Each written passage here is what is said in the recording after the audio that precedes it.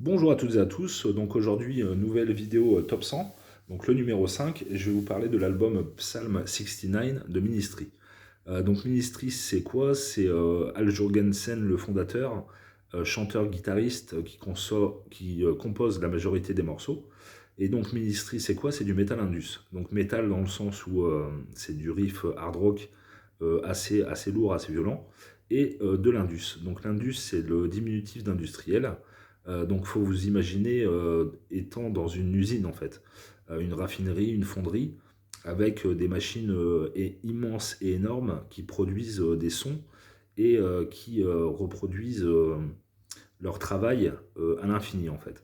Et donc, le metal indus, c'est une musique très froide, très répétitive, dans le sens où c'est des boucles sonores qui vont comment dire, qui vont se mettre les unes sur les autres pour créer une ambiance fin du monde, une ambiance pesante et une ambiance vraiment dépressive dans un sens, mais moi je trouve que c'est vraiment intéressant dans le sens où cet album de Ministry sorti en 92 a poussé les choses vraiment à l'extrême et c'est un chef-d'œuvre. C'est un chef-d'œuvre parce que toutes les chansons sont bonnes.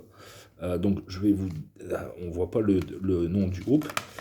Hop, il y a un petit hop, qui n'est pas Kena, qui n'est pas le titre de l'album, c'est Psalm 69, sorti en 92. Hop, c'est un album assez court, il n'y a que 9 chansons, mais je vous le conseille vraiment parce que c'est une tuerie. Et je vous conseille principalement NWO, la première, pour New World Order, Just One Fix, et Scarecrow, qui est le grand moment avec 8 minutes.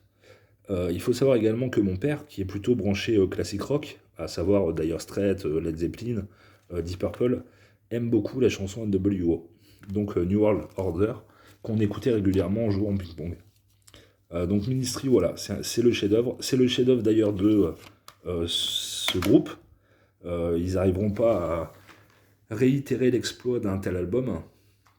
Un groupe d'ailleurs qui est toujours en activité. Nous sommes en 2021 et ils continuent à sortir des albums régulièrement, mais cet album de 92 est vraiment le sommet de leur carrière. Donc franchement je vous le conseille, c'est franchement pas extrêmement agressif. Enfin moi qui suis bon client pour les styles agressifs extrêmes tels que le death metal ou le thrash, ça reste écoutable. Bon, bien sûr, c'est du métal quand même, mais ça reste abordable.